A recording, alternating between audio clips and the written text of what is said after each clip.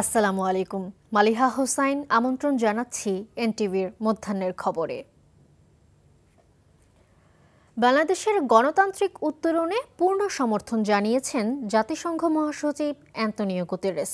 একই সাথে এলডিসি থেকে বাংলাদেশের উত্তরণ প্রস্তুতির নিরপেক্ষ মূল্যায়নে সহায়তা দেবার কথা জানিয়েছেন সংস্থাটি। অন্যদিকে আন্তর্জাতিক মানবাধিকার কর্মীদের আরও ঘন ঘন বাংলাদেশে আসার আহ্বান জানিয়েছেন প্রধান উপদেষ্টা ডক্টর মোহাম্মদ ইউনূস। শফি মাহমুদ সাগরের রিপোর্ট। স্থানীয় সময় সোমবার নিউ ইয়র্কে প্রধান উপদেষ্টা ডক্টর মোহাম্মদ ইউনূসের সাথে বৈঠক করেন জাতিসংঘ মহাসচিব অ্যান্তোনিও গুতেরেস। বৈঠকে বাংলাদেশের আগামী নির্বাচন, সংস্কার ও রোহিঙ্গা সংকট সমাধানের বিষয় উঠে আসে। প্রধান উপদেষ্টা জাতিসংঘ মহাসচিবকে বাংলাদেশের গণতান্ত্রিক ও মানবাধিকার পরিস্থিতি সম্পর্কে অবহিত করেন।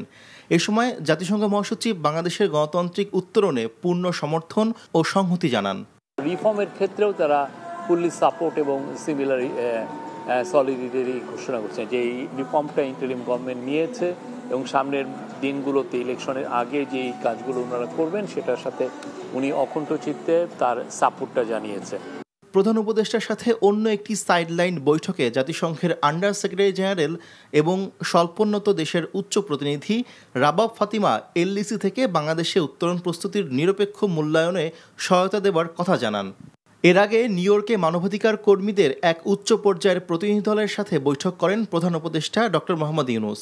প্রতিনিধি দলের নেতৃত্ব দেন রবার্ট এফ কেনেডি, হিউম্যান রাইটসের প্রেসিডেন্ট কেরি কেনেডি। মূলত ক্যাথরিন রাসেল, ফিলিপো গ্র্যান্ডি এবং জুলি বিশপের সাথে টক্সের মূল ফোকাসটা ছিল রোহিঙ্গা ক্রাইসিস। রবাব ফাতেমার সাথে ইম্পর্টেন্ট একটা মিটিং। রবাব ফাতেমা মিটিংয়ে জানিয়েছেন যে তারা বাংলাদেশ থেকে একটা রিকোয়েস্ট পেয়েছেন যে এলডিসি গ্র্যাজুয়েশন নিয়ে বাংলাদেশ তাদেরকে রিকোয়েস্ট করেছে, ইন্টারিম গভর্নমেন্ট রিকোয়েস্ট করেছে যে একটি রেডিনেস অ্যাসেসমেন্ট করার জন্য। আজ জাতিসংঘে রোহিঙ্গা পরিস্থিতি নিয়ে উচ্চ পর্যায়ের একটি সম্মেলন আয়োজিত হবে।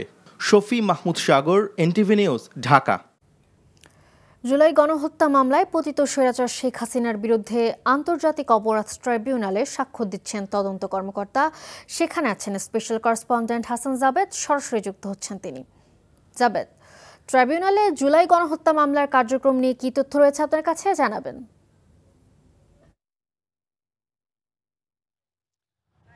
মালিহা, আজকে ট্রাইব্যুনাল 2-এ জানেন যে রংপুরের যে প্রথম শহীদ হয়েছিলেন বেগম রোকেয়া বিশ্ববিদ্যালয়ের শিক্ষার্থী আবু সাইদ, তার হত্যা মামলায় আজকে সাক্ষ্য গ্রহণের জন্য দিন ধার্য ছিল, কিন্তু সাক্ষী অসুস্থ থাকায় এই মামলায় আজকে সাক্ষ্য গ্রহণ হচ্ছে না। আসামিদেরকে আনা হয়েছিল, তাদেরকে কিছুক্ষণ আগে আবার কারাগারে নিয়ে যাওয়া হয়। এই সাক্ষ্য নেওয়া হবে আগামী 6 অক্টোবর।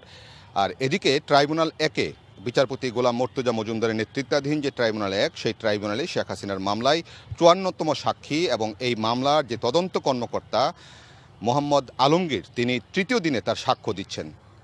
তিনি প্রথম দিন 17টি ভিডিও ক্লিপ ট্রাইব্যুনালে উপস্থাপন করেছিলেন। গতকাল কয়েকটি পত্রিকার কাটিং এবং 4টি ভিডিও ক্লিপ সেখানে প্রদর্শন করে কিভাবে জুলাই আগস্ট আন্দোলনে এই গণ অভ্যুত্থানে ছাত্র জনতাকে দমন করতে কিভাবে গুলি করা হয়েছিল, কে কিভাবে নির্দেশনা দিয়েছিলেন, এবং ভিডিও ফুটেজে সেই সময়কার যে আন্দোলন সংগ্রামে যে গুলি করা হয়েছিল হেলিকপ্টার দিয়ে এবং পুলিশ যেভাবে আইনশৃঙ্খলা রক্ষাকারী বাহিনীর সদস্যরা আন্দোলন দমন করেছিল তার তথ্যচিত্রগুলি দেখিয়ে প্রমাণ করার চেষ্টা করছেন যে কিভাবে আন্দোলন সংগ্রামগুলি দমন করা হয়েছিল এবং কিভাবে হত্যাযজ্ঞ চালানো হয়েছিল। আজকেও তিনি তার তৃতীয় দিনে সাক্ষ্য দিচ্ছেন। তার সাক্ষ্যটা একটু বড় হবে, কারণ যেহেতু সব কিছুর কম্পাইল করে তার তদন্তে কী কী এসেছে সবগুলি কিন্তু তিনি উপস্থাপন করবেন।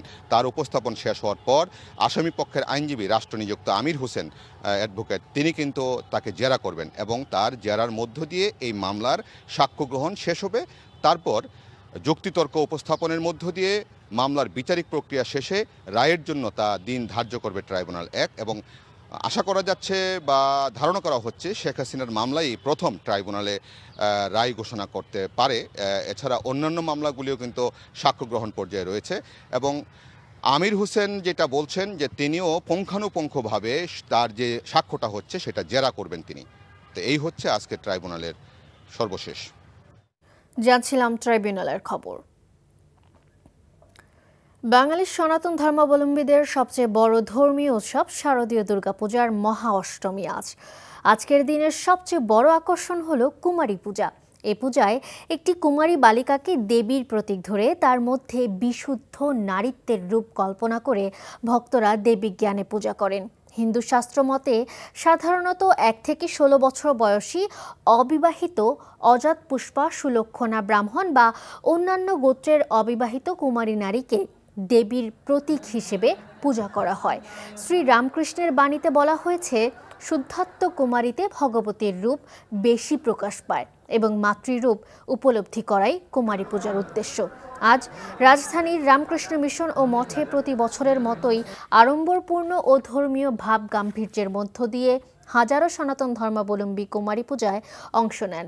কুমারী পূজা সকাল 11টায় শুরু হয়, দুপুর 1টায় শেষ হবে। এই বিষয়ে আরও জানতে যাচ্ছি রামকৃষ্ণ মিশনে, সেখানে আছেন staff correspondent HM Mehedi Hasan. মেহেদি, কুমারী পূজা কয়টা পর্যন্ত চলবে আর কি কি আনুষ্ঠানিকতা রয়েছে পাশাপাশি জানাবেন।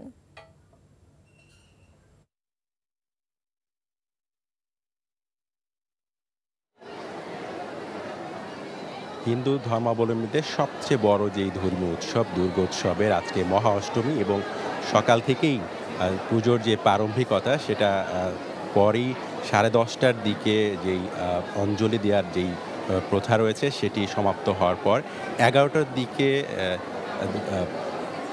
একজন কুমারীকে এখানে আনা হয় এবং তাকে দেবী দুর্গা কল্পনা করে পূজা করা হয় এবং এই যে রামকৃষ্ণ মিশনের দীর্ঘদিনের ঐতিহ্য এবং সেই ঐতিহ্যকে ধারণ করে এবারও তার ব্যতিক্রম হয়নি। 11টা থেকে এখন একটু আগেই কিন্তু সেটি সমাপ্ত হয়েছে, অর্থাৎ যে কুমারী পূজার যে আনুষ্ঠানিকতা, তারা ভক্তরা এখানে পূজারীরা যারা রয়েছেন তারা জয় দুর্গা জয় কুমারী মা বলে ধ্বনি দিয়েছেন, উলুধ্বনি এসেছে, ঢাক বেজেছে, অর্থাৎ আড়ম্বরে দেবী দুর্গাকে বরণ করে নেওয়া কুমারী পূজার মধ্য দিয়ে নারী শক্তির যে জয়গান, সেই জয়গানের সাথে সাথে ভক্তরা তার কাছে প্রত্যাশা করেছেন দেশের নিজের সুখ সমৃদ্ধি ও শান্তির পাশাপাশি দেশ সমাজ এবং রাষ্ট্রের সুখ সমৃদ্ধির কথা বলেছেন। এই যে নারী শক্তির জয়গানের কথা বলছেন, যে পুরোহিতরা বলছেন যে এর মধ্য দিয়ে সমাজে একটি বার্তা পৌঁছে দেওয়া যে নারী আসলে পূজিত হওয়ার মতো এবং নারী এবং পুরুষের সম্মিলিত প্রচেষ্টায় আগামীর যেই রাষ্ট্র বা সমাজ ব্যবস্থা এগিয়ে যাবে। তো এই ছিল রামকৃষ্ণ মিশন থেকে কুমারী পূজার সর্বশেষ। জানছিলাম দুর্গাপূজার খবর। দেশে নির্বাচনী হাওয়া বইছে উল্লেখ করে বিএনপির স্থায়ী কমিটির সদস্য সালাউদ্দিন আহমেদ বলেছেন, কেউ যদি নির্বাচন বানচালের ষড়যন্ত্র করে জনগণ তাদের প্রতিহত করবে। জাতীয়তাবাদী ওলামাদের প্রতিষ্ঠা বার্ষিক উপলক্ষে শহীদ প্রেসিডেন্ট জিয়াউর রহমানের সমাধিতে শ্রদ্ধা নিবেদন শেষে সাংবাদিকদের এসব কথা বলেন তিনি। যেসব দেশে পিআর পদ্ধতি আছে সেসব দেশে সরকার স্থিতিশীল থাকে না বলেও জানান বিএনপির নেতা সালাউদ্দিন আহমেদ। বিএনপি মনে করে পিআর মানে জনসংযোগ, পিআর মানে নির্বাচন, জনগণ এখন নির্বাচনমুখী উল্লেখ করে বিএনপির এই নেতা অভিযোগ করেন একটি মহল নির্বাচন বাধাগ্রস্ত করার ষড়যন্ত্র করছে। তিনি বলেন, নির্বাচন বাধাগ্রস্ত করবে তাদের জনগণ প্রত্যাখ্যান করবে। বাংলাদেশে এখন নির্বাচনের আমেজ চলছে, আবহাওয়া চলছে, সকল প্রার্থীরা সম্ভাব্য প্রার্থীরা এবং জনগণ ভোটের জনসংযোগে আছে। এই অবস্থায় কোনো দল যদি বিভ্রান্তি সৃষ্টি করে, নির্বাচনের পথে বাধা সৃষ্টি করে, জনগণ তাদেরকে চিহ্নিত করবে এবং রাজনৈতিকভাবে তাদেরকে প্রত্যাখ্যান করার সম্ভাবনা আছে। জাতীয় নির্বাচনকে বাধাগ্রস্ত করতে দুর্গাপূজায় নানাভাবে বিশৃঙ্খলা করার চেষ্টা হচ্ছে বলে জানিয়েছেন আইজিপি বাহারুল আলম। সকালে পুলিশ সদর দপ্তরের সংবাদ সম্মেলনে একথা বলেন তিনি। নানান ধরনের শক্তি ক্রিয়াশীল থাকে, আপনারা জানেন। আমরা একটা ট্রানজিশনাল টাইমের মধ্যে দিয়ে যাচ্ছি এবং অত্যন্ত সামনে আমাদের একটা বড় একটা অনুষ্ঠান, জাতীয় জীবনে আমাদের জাতির জন্য, দেশের জন্য অত্যন্ত গুরুত্বপূর্ণ নির্বাচন। এখন এই পরিবেশটা আপনারা জানেন যে এটা ব্যাহত করার জন্য দেয়ার আর সো মেনি এলিমেন্টস যারা এগুলো কাজ করে। বাস চলাচল শুরু করেও আবারও রাজশাহী, নাটোর ও চাঁপাইনবাবগঞ্জ থেকে ঢাকা রুটে বাস চলাচল বন্ধ করে দিয়েছে শ্রমিকরা। সোমবার ঢাকায় বাস মালিক ও শ্রমিক সংগঠনের নেতাদের মধ্যে বৈঠকে বাস চলাচল ও শ্রমিকদের বেতন বাড়ানোর সমঝোতা হয়। এরপর বাস চলাচল স্বাভাবিক রাখার ঘোষণা দেওয়া হয়। শ্রমিকরা জানান, বাস চালকদের যে বেতন বাড়ানো হয়েছে তা তারা মেনে নিয়েছেন, তবে সুপারভাইজার ও শ্রমিকদের যে বেতন বাড়ানো হয়েছে তা সন্তোষজনক নয়। তারা জানান, দাবি আদায় না হওয়া পর্যন্ত বাস চলাচল করতে দেয়া হবে না। তবে মালিক সমিতির দাবি, শ্রমিকদের একাংশ আন্দোলন করছে। অধিকাংশ শ্রমিক গাড়ি চালাতে আগ্রহী শ্রমিকদের গাড়ি চালাতে বাধা দিচ্ছে আন্দোলনকারীরা। এই ছিল মধ্যাহ্নের খবরে। এই খবরের ভিডিও সহ আপডেট জানতে ভিজিট করুন এনটিভি অনলাইন www.ntvbd.com।